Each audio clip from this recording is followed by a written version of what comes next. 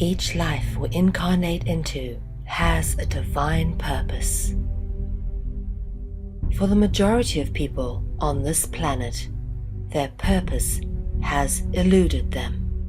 We have become so distracted with the struggle to survive that we have forgotten what we are here to do. In alignment with the sacred laws of nature, the ultimate purpose of all existence is to create and evolve. We certainly do not incarnate into life with the intention to destroy. And yet, we have come to live in a very destructive world. As a result, there are many out there who feel lost or adrift, whilst knowing deep down inside that something is very wrong with their reality. Many people wish they could do something of value, anything that is purposeful, instead of having to submit to a system of slavery in order to survive. It is important never to let go of that feeling. That is your soul crying out to you, telling you that your life has value and that you do indeed have a purpose. The most important thing you can do in life is to recognize your purpose, and often that requires a lot of soul searching. Life indeed dishes out some pretty tough challenges, which will either move you closer towards your purpose path, or will give you great training for when you finally realize what it is that you came here to do. But more often than not, the very clues about your life's purpose are hidden in plain sight, woven into the very fabric of our existence. But we are so easily distracted by irrelevant details that don't really matter, that often we miss the very obvious right in front of us. It is because of our willful ignorance of anything that does not fit our preconceived ideas that the truth about the nature of our reality is so readily hidden in plain sight.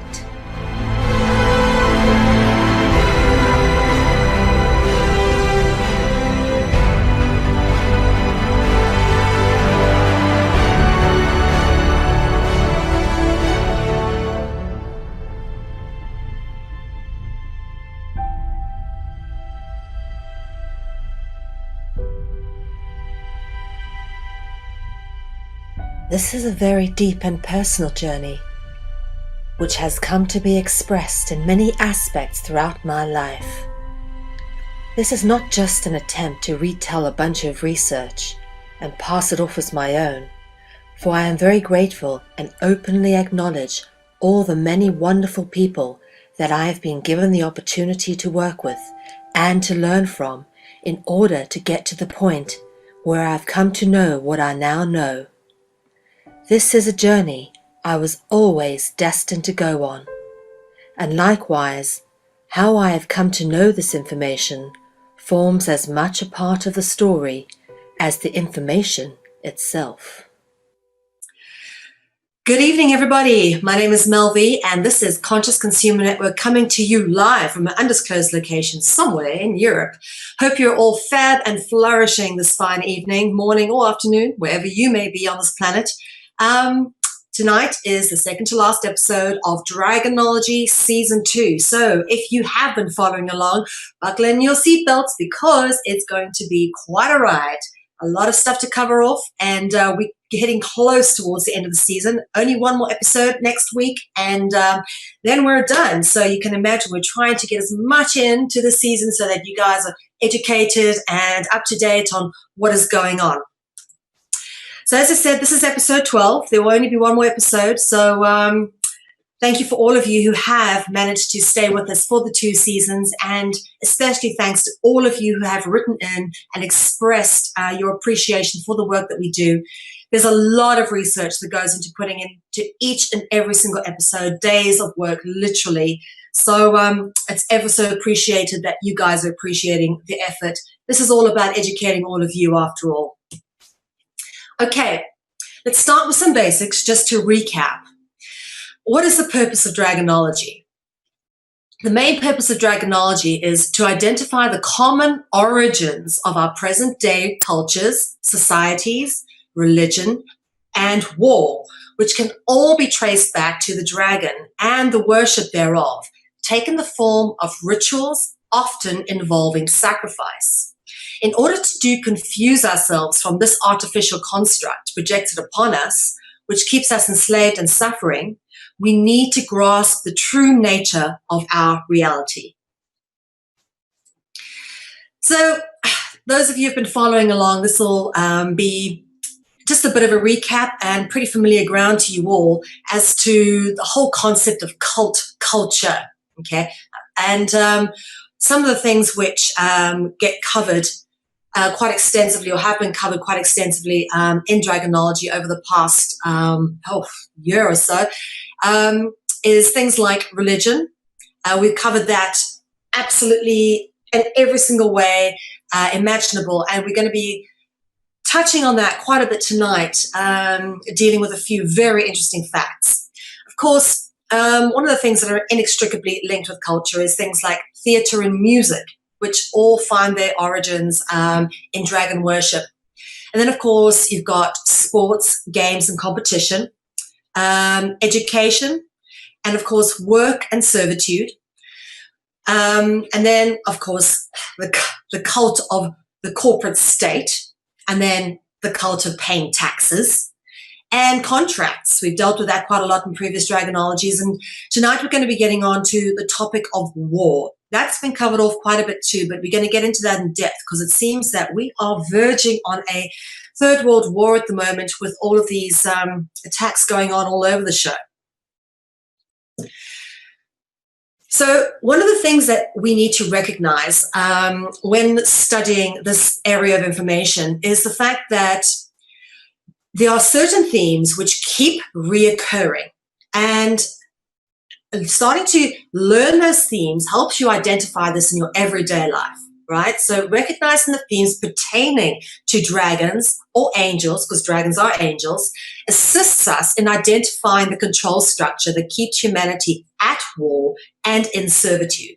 Now, it is predominantly the war and the servitude which causes most of the suffering, unhappiness, the schisms in our psyche and within our society, and which also really it causes a lot of the poverty, a lot of the separation, the haves, the have-nots, you know, Mr. 1%ville and the rest of us kind of thing.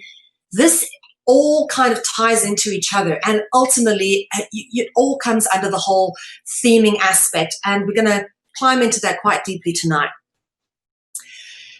So just recapping on symbols and the importance thereof, and symbols are important to understand. We've covered a lot of the symbols off over the previous Dragonologies because the existence of dragons and angels is hidden behind symbols, many of which have multi-layered allegorical connotations.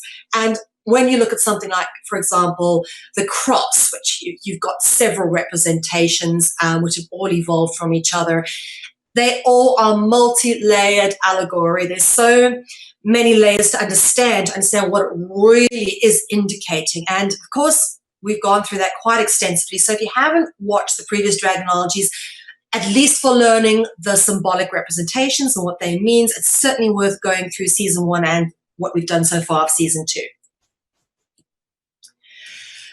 Religion, okay? Religion is cultism, plain and simple. Religion is cultism in its most obvious form and serves the primary purpose of control, indoctrination, and most importantly, division. Because think about it, every religion claims to have the God. I mean, they can't all have the one and only God that everybody must worship because they're all different and all different perspectives.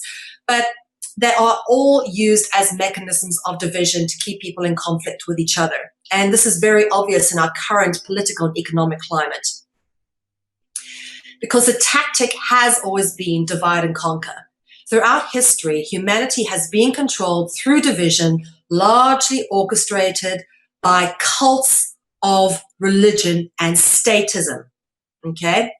So they distract us, they deceive us, and they divide. And that is how you control a nation, right? We're distracted by mainstream media, weapons of mass distraction. So what is war exactly? Okay? I love this little thing. Good for few, bad for most. And we'll get onto the few in a minute. But basically what war is a state of armed conflict between countries, nations, states, or groups. The historical context. When we look back over the history of warfare, what is striking is how willing most people have been to fight wars, or in the very least, support war. Despite the fact that, given the choice, I think most people, if they knew the reality about war, would not support war at all. So who starts wars? In most cases, war is initiated by governments, not the people. And I'll read this out to you over here because I think this is really cute. I found this on David Wolf's website.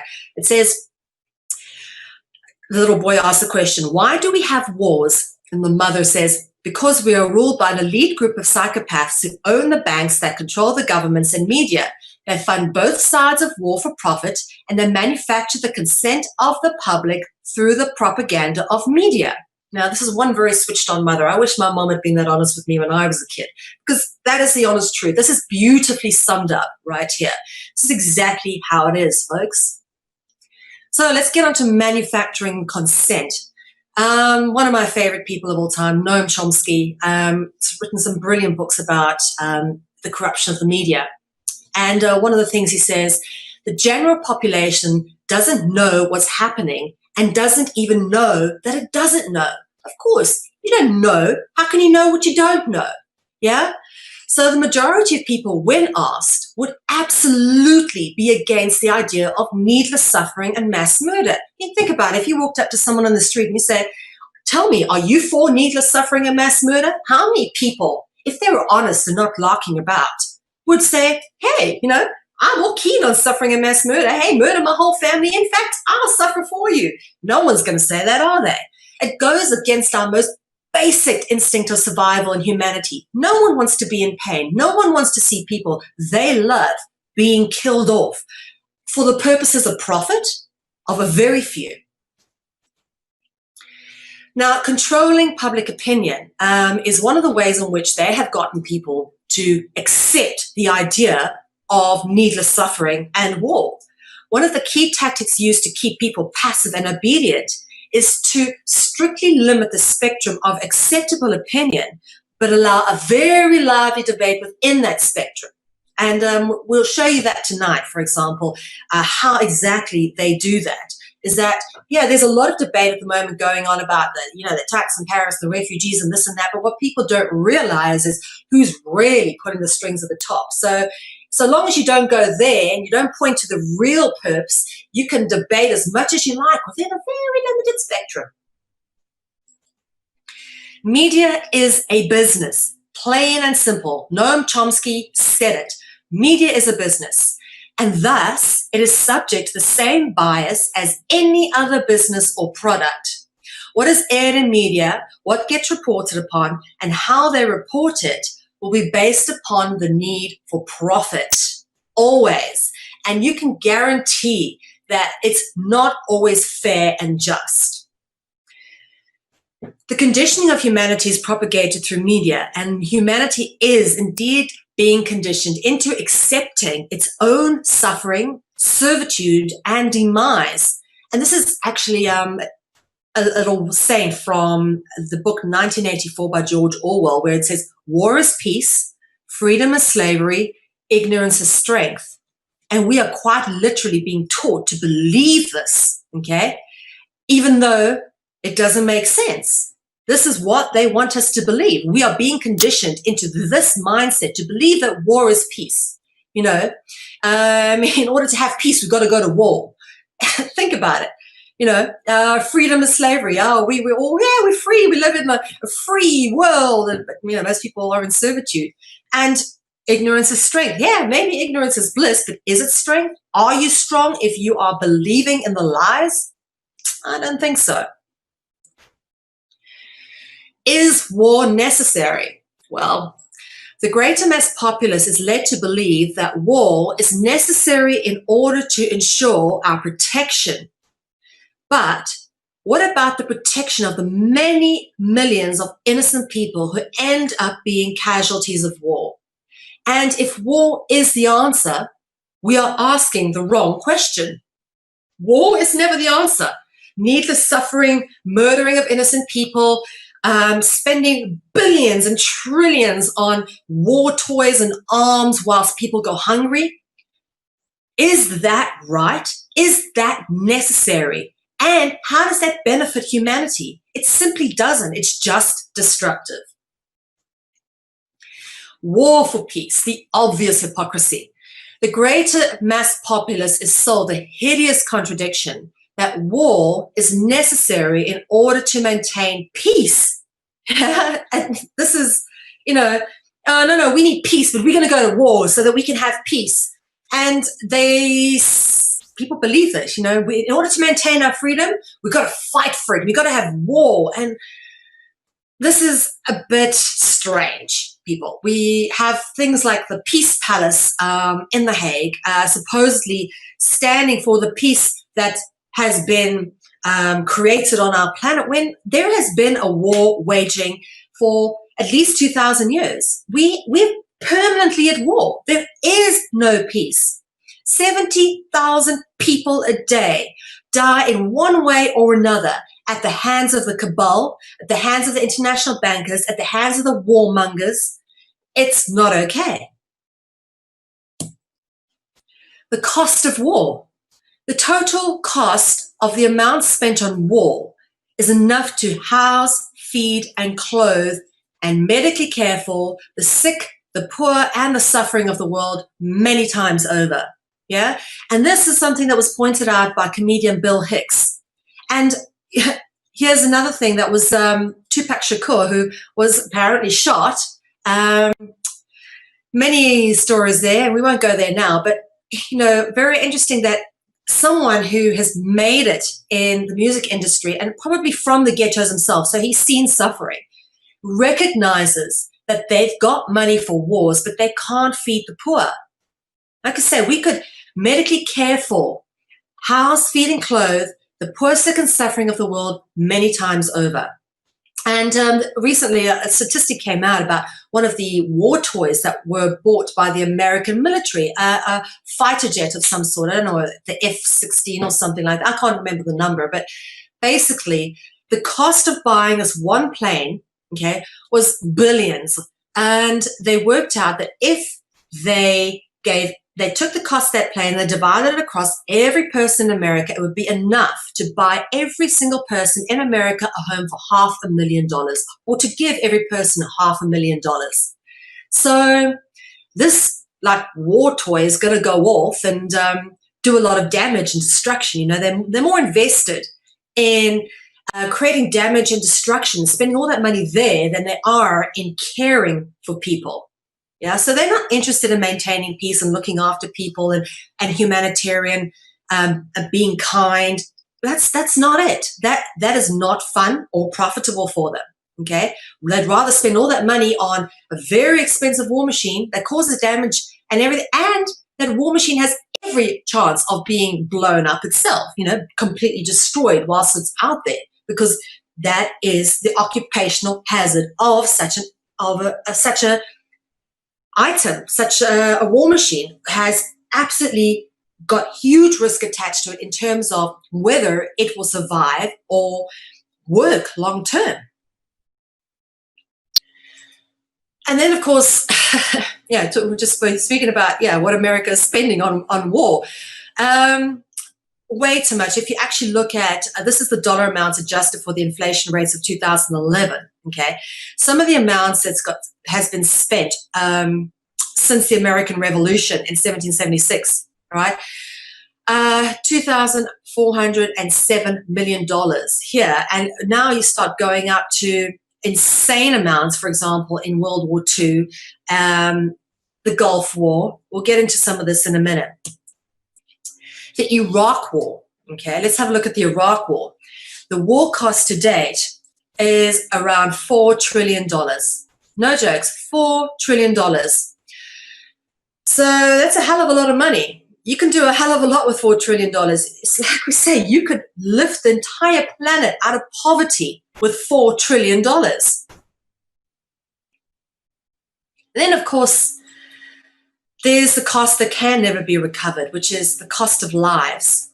And for me, this is the foulest, sickest, and darkest, and most pernicious part of war, is innocent young boys and girls going off to fight and die in the wars for other people who wouldn't even send their own sons and daughters to fight and die in these wars. Rather, they rely on the underprivileged, those who hope perhaps to get an education paid for by the military. They just have to survive, dying in conflict. And now then you can go having a university indoctrination on the military. Yeah, I don't think so. Soldiers are pawns. Many brave soldiers go off to fight and die in wars created for profit, and they never get to know the real reason why. Yeah, this over here says what soldiers think they are fighting for, and it shows like a utopian Greenland, and what soldiers are really actually fighting for shows oil. Don't be a pawn of prefabricated wars by bankers, arms dealers, and oil producers. It's all about money. War is very profitable. War is, in fact, the most profitable industry on the planet. And I love this little meme here says, war will be endless because peace isn't profitable. Sorry to wake you. A bit pessimistic, but I like to think that there could be peace. Otherwise, I don't know what we're doing. But this is the reality. Peace is not profitable. War is the most profitable industry on our planet, which is why it happens. It's all about profit. And of course, the bankers fund the war. When it comes to the banks, there are no sides or loyalties. Bankers fund both sides of every war, and they always have done.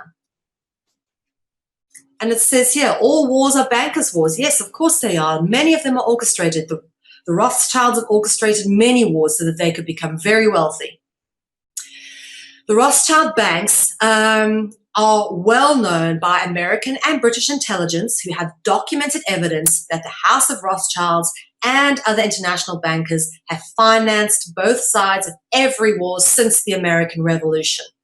Yep, they make a lot of money out of loaning money and charging interest on money loaned out for the purchase of war toys. Now, the global arms trade. Let's have a look at this little pie chart here. You've got America at 31%, Russia 27%, okay? And then you got China at 5%, Germany 5%, France 5%, United Kingdom 4%, Israel 2%, Ukraine 3%, Italy 3%, Spain 3%. Interesting that America and Russia take up more than half of this chart. America is the #1 exporter of arms, okay? And its #1 export is arms for war. In fact, America doesn't export very much else at all, apart from maybe Oreos. But it doesn't. It simply does not. It has become a war state. That's quite simply what it is. It manufactures arms, and that is a large majority of how they make their gross domestic produce turnover, is through the manufacture and exportation and sale of arms for war. And arms is the central pivotal point of this entire war game. It's all about arms. Of course, you need them to kill people. And then there's Russia. Yeah, Russia with 27%. It's over a quarter of the global arms trade is controlled by Russia. Being the world's second largest arms exporter, Russia is as much to blame for the death and destruction caused by weapons of war. And that's a fact. People say, oh, Russia's so against America. Oh, Vladimir Putin, maybe he's a good guy. Maybe Russia's actually going to be the hidden ally in all of this. No, rubbish. You're creating weapons of war. You're contributing to the needless death and destruction of people, homelands, our planet. Opposames. I steal this little phrase from David Icke because it's ever so descriptive of the whole America-Russia thing. Although they are played off as being on opposite sides, America and Russia are both on the side of war for profit. And thus, they both play to the same agenda despite being publicly played out as enemies. Global shadow government. Okay, the global shadow government controls them both behind the scenes. Both Barack Obama and Vladimir Putin are controlled by the same dark forces behind the scenes, controlling everything.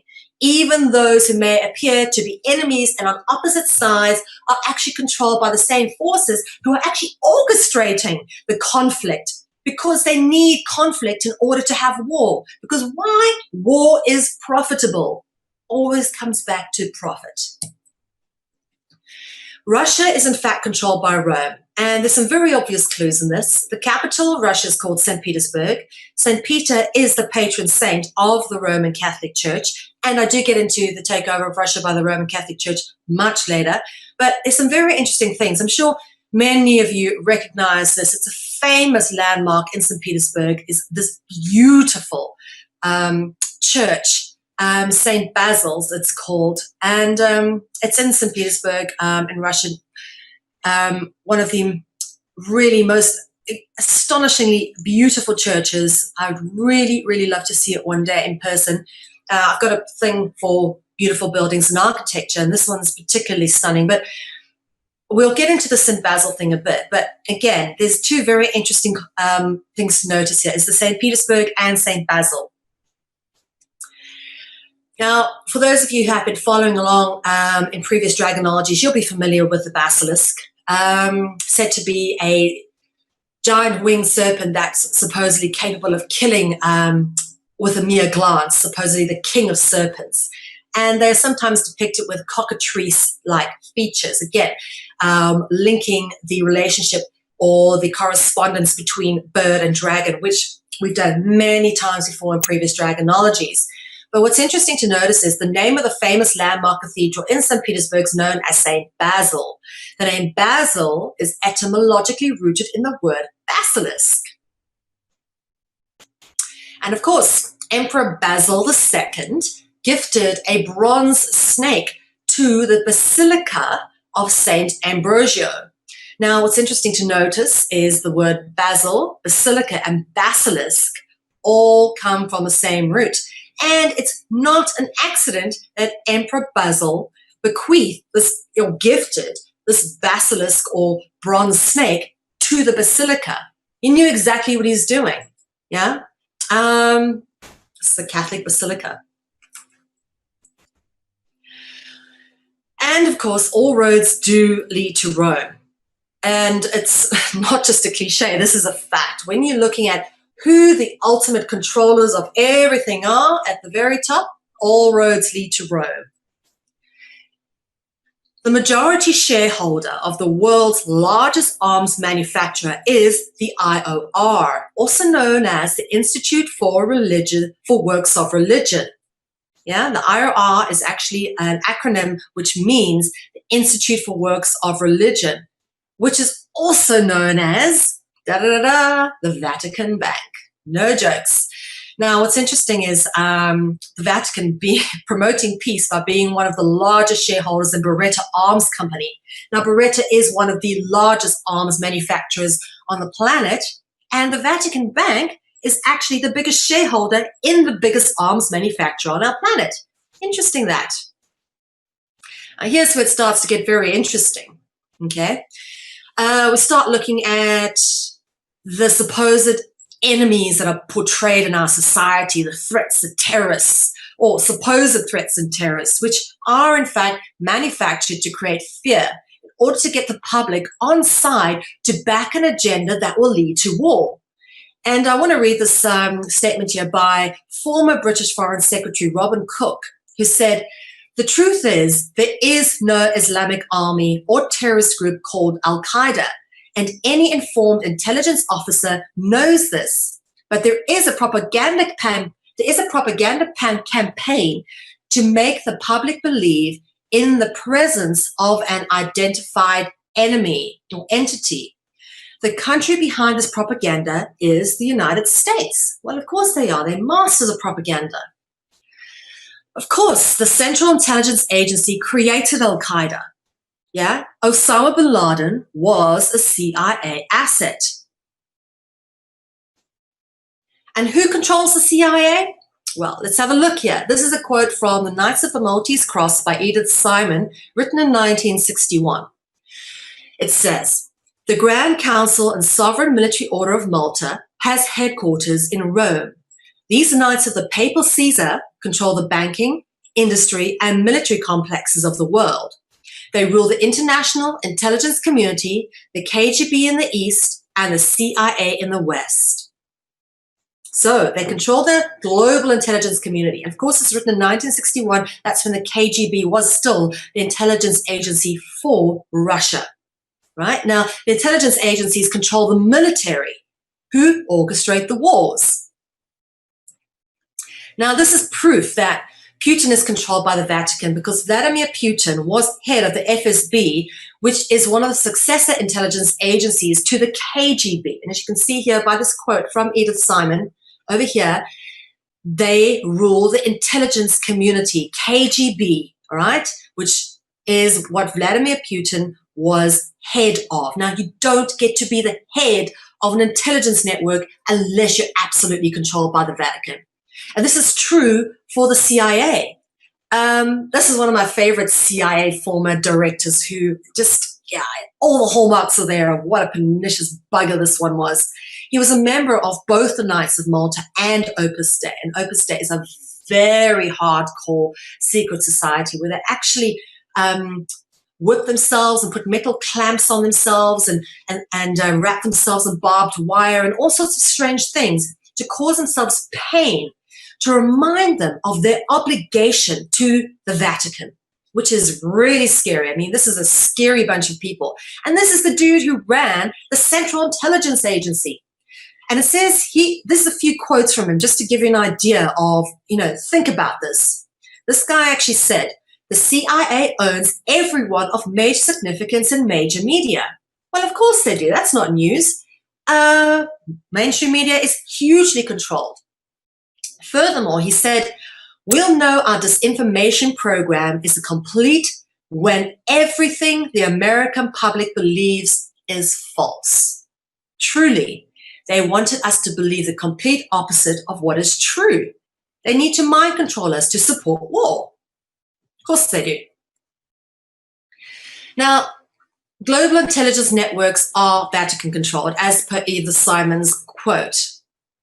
One simply does not get to be the head of any intelligence agency without being totally controlled by the Vatican stroke Knights of the Papal Caesar or the Jesuits.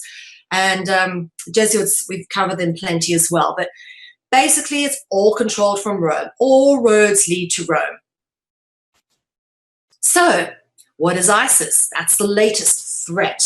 Let's have a look. Much like Al-Qaeda, ISIS, or the Islamic State, was created and funded by the CIA. And, when Al-Qaeda was said to be, funded and created by the CIA, there was actually not as much acceptance of the fact that that is true, and it wasn't as commonly known as it is accepted and commonly known now that the Islamic State, or ISIS, was created and funded by the CIA. It's amazing how many people actually are fully aware of this and know this completely, that this is in fact the case. Yeah? And you only have to look into who controls the Islamic faith to understand how this all works. And we're going to get into that a bit more. ISIS is blamed for the attacks in Paris last Friday, the 13th of November. And much like Al-Qaeda was blamed for 9/11, ISIS has been blamed for the latest spate of attacks which are going on around the world at the moment. And again, it's all to get us to back an agenda of war. ISIS is blamed for the attacks in Turkey on the very next day, the 14th of November, in Istanbul. The carnage. Very sad. The blame game. Much like Al-Qaeda was strategically blamed for 9/11, so ISIS is being blamed for the recent attacks in Paris and Turkey. And here Obama saying, ISIS is the face of evil. Yeah, right. You're the face of evil. Okay. All current Al-Qaeda affiliates, including ISIS, work for the CIA. Okay, stated by no other than Nabil Naim, the founder of the Islamic Democratic Jihad Party and former top Al-Qaeda commander. So even the people at the top of Al-Qaeda know who they're working for. They're all employed by the CIA. And of course, Russia blames ISIS, and this is all a pretext to strikes. A Russian plane was bombed and went down over the Sinai in Egypt on the 31st of October 2015. And of course, Russia claims it was a terrorist attack by ISIS or the Islamic State. And this is all a pretext to strikes because Russia airstrikes on Syria started on the 17th of November. Yeah, that was yesterday, I think, or the day before, but it started. Russian bombers launched a massive airstrike on the Islamic State in Syria, claiming it hit over 200 ISIS targets. I wonder how many civilians they took out as well, because you can be sure that it's not only ISIS targets that were hit. If there were any ISIS targets, because, ISIS was controlled by the CIA, surely they would have been all pulled out of their targets by then if they were controlled by the CIA, because the CIA would know that Russia was coming. So many of you will probably know the very overdone meme by now of problem, reaction, solution, but I thought it'd be worthwhile just getting a bit more repetition on this to hammer it home. So first off, they create a problem by arming and funding extremists to take down opponents by proxy. Secondly, they incite a reaction from the public by demonizing the same bad guys you put into power. And 3, they propose a solution which involves a military intervention, the loss of liberties, or both. This is all about the stripping down of our freedoms for the sake of security, because we've got to keep you safe. We've got to keep you safe, Very strange how they manage to want to keep us safe, but go off and kill endless amounts of people on other sides of the world. Interesting that. Now, this is interesting. This is where it gets a little controversial, and people will go, yeah, Mel, this is getting into dangerous territory. But, this is provable fact. The Vatican created Islam. Islam is a creation of the Vatican. The Pope is head of the Islamic faith, and that is a fact. If you do your research for yourself, you can work this out for yourself. The Prophet Muhammad is an interesting character. The person who became known as the Prophet Muhammad was actually mentored by agents of the Roman Catholic Church, as well as receiving the first lines of the Quran from the Archangel Gabriel. Now, the Archangel Gabriel, wasn't he from the Roman Catholic faith?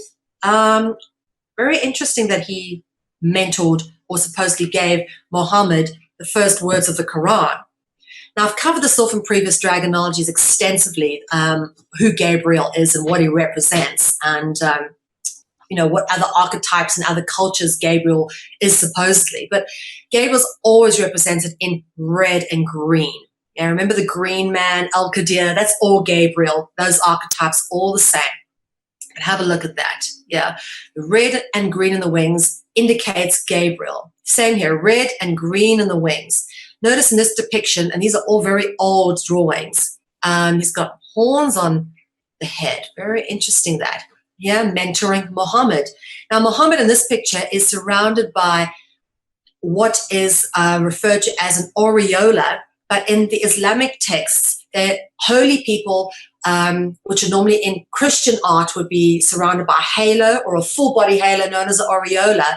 In the Islamic text, the bodily aureola actually takes on the form of flames as opposed to a glow. Very much the same thing, really, but it is sort of like being wreathed in flames.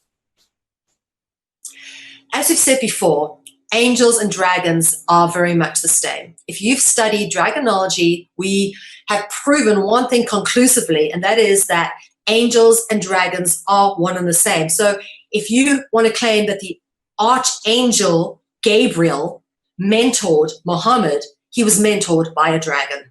That's a fact. Yeah? Now, the proof of the link between the Roman Catholic Church and of course, Islam is evident in the symbolism. Proof is always in the symbolism. When looking for clues that trace the common origins of all religions and cults, one need look no further than the symbolic expression to see how they all align with the same dark forces and agendas.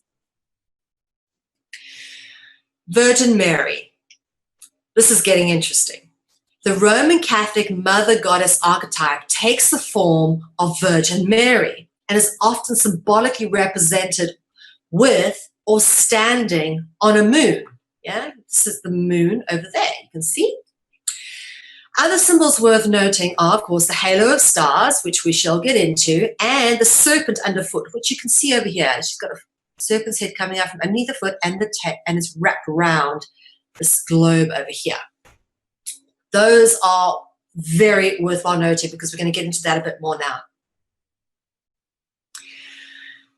Now, this is also where it gets very interesting because you start seeing how the archetypes merge. The crossover between the Roman Catholic religion and Islam is obvious by the introduction of the Islamic Mother Goddess figure, much like the Virgin Mary. Her name is Fatima, who is also recognized and revered by the Catholics, who reference her as Our Lady of Fatima, and who was the daughter of the Prophet Muhammad. Now, Our Lady of Fatima Catholic convent in Durban, North South Africa, is actually in my hometown.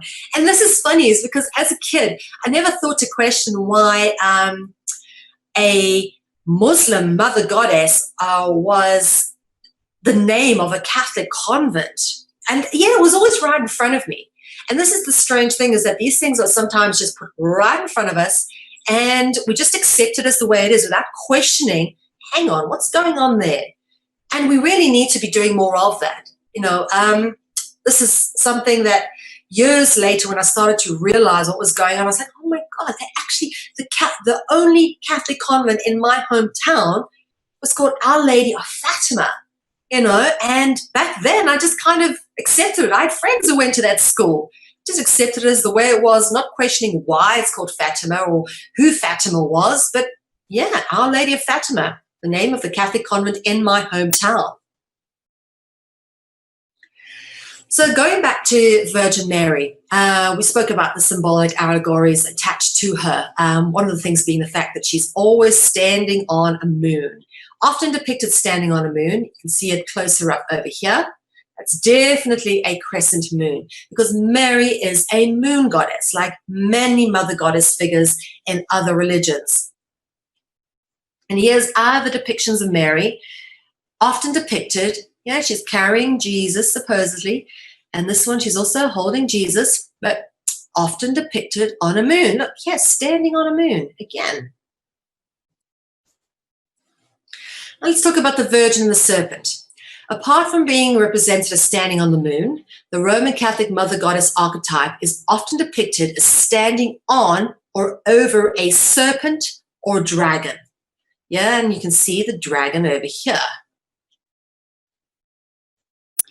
And here's a picture I took at a Catholic church in Bouillon in Belgium. And in this particular one, you can see the halo of stars and a serpent underfoot. She's actually standing on the head of the serpent in this one, where the serpent's wrapped around the moon. And this is a photo I took at St. Nicholas Cathedral in Amsterdam. And This is a bronze statue of the Virgin Mary, and over there is what we see over here is a snake underfoot. Very interesting. There are many different interpretations of this, and here you've got this sort of like serpent's body with what looks to be almost human or lion-like heads wearing crowns, very dragon-like this, more dragon than serpent-like. But what's interesting to notice is often you'll find the serpent depiction with an apple in the mouth, indicative of the serpent from the Garden of Eden. That's very interesting. Now, the common origins of all religions. All religions and cults stem from a common origin, and we've proven this again and again in various dragonologies. And this can be tracked through the symbolism. All religions use symbols with occult meanings to mask the worship of the dragon. Now, we spoke about one of the things that are a key indicator of the Virgin Mary is the halo of stars. The Roman Catholic mother goddess archetype in the form of the Virgin Mary is commonly depicted with a halo of 12 stars, sometimes more, but generally it's 12. Why 12? Well, because there's 12 signs in the zodiac, which forms the solar symbol of the solar Messiah Jesus. 12 is a very important number. It's also 12 months in the year. And of course, the European Union, which is the Holy Roman Empire. And this is indicated by the fact that they use 12 stars on the official European Union flag. 12 stars, much like the halo of the mother goddess. This is what it's representing, folks. This flag is telling us that you are ruled by the Holy Roman Empire, because this is the crown of the Virgin Mary. Of course, these are 5-pointed stars, you'll notice, okay? The symbol of the 5-pointed star is used in many religions and cults, but ultimately references the same dark forces, again showing you how all religions come from a common origin. And the inverted 5-pointed star is commonly known to be a satanic symbol. This is very commonly known as well. Now this gets interesting, because the hand of Fatima, we just spoke about Fatima, which looks like this. Some of them come with beautiful designs, often with an eye in the middle. This is known as the evil eye, okay? The Islamic version of the all-seeing eye is commonly depicted in the palm of a hand, as is the case with the hand of Fatima. So this is the Islamic version of the all-seeing eye, which in Turkey is known as the evil eye. I mean, there's barely a tourist bric-a-brac shop where you will not find one of these little guys, or for that matter, you cannot find a single taxi in Turkey that does not have one of these hanging in the mirror or somewhere, and it's said to ward off evil and bring good luck. Well, who knows how much good luck an evil eye could bring, but this evil eye, when converted from Catholicism, when converted from Islam into Catholicism, is the all-seeing eye, yes? And this we find in very interesting places associated with the Roman Catholic Church. The all-seeing eye is commonly depicted on or in Roman Catholic churches, often in Roman Catholic artwork. And this is actually a photo I took of Hartenbruckkerk, which is in Leiden in Holland. Leiden University, of course, being the home of the Bilderberg Group.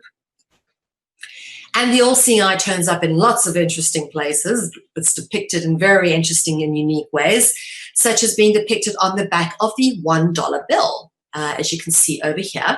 And of course, this is Jay-Z giving the eye sign in the triangle, the all-seeing eye, because of course he is controlled by the Illuminati. Just have to look at some of the lyrics of the songs to work that one out. Now, this is interesting, and this is something that most people don't actually know, and that is that the Pope is the head of the Islamic faith. The Islamic faith is indeed headed up by the Pope, which is why the Pope is allowed to enter into Islamic countries where Christian evangelism is punishable by death, such as Iran, Saudi Arabia. Pope can go to all these countries, yeah, and he can even give sermons and address the public and the congregations because he's head of their faith. Now, if you go into a place like Iran as a Christian evangelist, it's actually punishable by death. If you practice evangelism, trying to convert people to Christianity, you will be punished by death. But the Pope is allowed to minister in these countries. Why? Because he's head of the Islamic faith. That's a fact. Here's the Pope with a Muslim cleric in a mosque in Istanbul in Turkey. Now, if you guys want to learn more about how the Vatican created Islam, please feel free to check out my book, The South African Guide to the Global Conspiracy, Book 1, Light and Dark. You can download the free ebook from freedomcentral.info. This is an extract from the book, which I thought is very relevant to what we're talking about. It goes, in 1910, Portugal was becoming a socialist country and falling out of Vatican control again. The Catholic Church was facing a major problem as increasing numbers were against the church. Gee, I wonder why. The Roman Catholic Church thus orchestrated the now famous appearance of the Virgin Mary in Fatima in Portugal in 1917. This vision at Fatima played a key part in pulling Islam to the Mother Church. The Mother of God appearance was a smashing success, playing to enthusiastic but ignorant crowds. As a result, the socialists of Portugal suffered a major defeat. Roman Catholics worldwide began praying for the conversion of Russia, and the Jesuits invented the novenas to Fatima, which is the attribution to Fatima, which they then could perform throughout North Africa, spreading propaganda-based public relations to the daughter of Muhammad, which is what the Catholics wanted them to believe. As a result, the success of the vision of Fatima, Pope Pius XII ordered his Nazi army to crush Russia and the Orthodox religion and make Russia a Roman Catholic country. This was great religious showbiz, and the world swallowed it. And this is what they do. There was a vision of Virgin Mary, and you better believe it. It's all about whipping out the frenzy and getting people converted and praying and believing. You know, it's all brainwashing. It's all bullshit. It's all bad for you. Now, this is very interesting, okay? Bishop Fulton Sheen, he said, Our Lady's appearance at Fatima marked the turning point in the history of the world's 350 million Muslims. After the death of his daughter, Muhammad wrote that Fatima is the most holy of all women in paradise, next to Mary. He believed that the Virgin Mary chose to be known as Our Lady of Fatima as a sign and pledge that the Muslims who believe in Christ's virgin birth will come to believe in his divinity. Wow. Again, we see the merging of religions here. Now, who was Bishop Fulton Sheen? Very interesting dude. Not just anybody, because, of course, Martin and Charlie Sheen took on his name. They named themselves Sheen after Bishop Fulton Sheen. Now, anyone who doesn't know that Charlie Sheen's real name is Carlos Erwin Estevez, all you have to do is check out Charlie Sheen's brother, who's commonly known as Emilio Estevez. Yeah? Charlie Sheen's brother and Martin Sheen's less famous son, his name is Emilio Estevez. Go watch The Breakfast Club, one of my favorite films as a kid. But yeah, this is Charlie Sheen's brother. You can see he actually looks more like than Martin Sheen than Charlie does. Very similar looking. Hypocrisy of the blame game. This is the obvious facts, folks. Don't be fooled. The Islamic State is being blamed for terror attacks, but the Vatican or Catholic Church actually controls Islam. Okay? So the Islamic State is blamed for the terrorist attacks. The Vatican controls Islam, which technically means that the Vatican is responsible for these attacks. Right? The Vatican or the Catholic Church control Russia, America, Europe, and many, many other countries. But for this argument, we're going to be using these three. And thus, all parties are controlled by the same forces whilst being played off as enemies in order to manipulate a state of affairs that allows for very profitable wars. And they all blame each other whilst ultimately being controlled by the same forces. And what they're not doing is blaming those forces up there. They're blaming each other. Oh, look there. It's his fault, it's her fault. And then, if we're looking in the wrong direction, we're not looking at the real enemy. The end game. This is the end game. The controlling forces want us to sacrifice our freedom for security. And this is what it's all about, folks. They want us to believe that we need them to protect us so badly from an illusory threat that we give up complete freedom to them, and then they get to control us completely, which is what they want. It's what they've always wanted, is complete domination and control over everything. Don't fall into the trap of division. This is how it's done. Divide by religion, divide by borders, divide by politics. And as George Carlin said, anyone else starting to suspect we are easier to control if we are divided? Absolutely. If we are divided, we're not standing together, we are much easier to control. One thing they fear is that we will all unite on our common ground. And as yet, it hasn't happened. And we can see what a state the world is in as a result. We are, in fact, all one. And I ask everybody, please do not feed the artificial mechanisms of division, such as race, color, sex, nationality, religion. We are all part of the human race. We all have value. We are all souls just trying to survive in this world, trying to make a difference, or at least I am. And to label things and treat people under those labels in a certain way, just ignorant. It really doesn't do anything except feed the problem. And people who are feeding into this whole mechanisms of division, you know what? They're not part of the solution. They're part of the problem. Anyone blaming, the refugees, the Muslims, those aren't the enemy, folks. Those are not the real enemy. We're just being made to believe that that's the enemy so that we continue to fight each other. Because why? War is profitable. That is the golden rule. Never forget, it's all about profit. But there are ultimately no winners in war. But love will always win. And I found this beautiful meme on Facebook, which I wanted to share. And it's written, and this picture was taken 2 days after the terrorist attacks in Paris, 15th of November. And it says, as a French-Syrian couple, every day we pay the price of terrorism, fanaticism, racism, borders, arms, etc. Fuck off. Love will always win. And that is so true. Sorry, I don't mean to get choked up, but look at this guy kissing his French wife, holding a Syrian passport. That is a very, very poignant picture. And it says so much. And that love conquers all. Love will always win. Those who are orchestrating wars will eventually destroy themselves. Okay, guys. That's it for tonight. There is only one episode left of Dragonology Season 2. So make sure you catch us next week for episode 13. It's been an absolutely amazing time getting to teach all this information to you. And the response we've had is just completely overwhelming. The love and appreciation for this information has just inspired me to keep going and motivated me to keep putting out a better series every single time. And hopefully we can find a way to better ourselves after season 2. But until then, we need some help keeping the network on the air. Please contribute to CCN's Network Support Fund. We have a GoFundMe campaign going, and we need to help. We need CCN to raise 60,000 euros to stay on the air for 2016.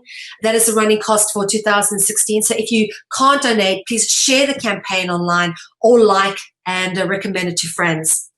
Or please just go to our website, hit the donate button, and you can donate offline. We only have 1 month left of 2015, so please help us keep CCN on the air for 2016. It's, one of the few places where you can get true, unbiased, well-researched information brought to you by some of the most savvy people on the planet at the moment. Everything that we do is listed in our broadcast guide, which is updated weekly and posted on our website. So please go check it out. We've got lots of amazing shows coming up and lots of interesting stuff playing out. Our website, of course, is consciousconsumernetwork.tv. And we thank you all for supporting free and independent media. My name is Mel V. It's been a pleasure being with you. I'll see you guys all next week.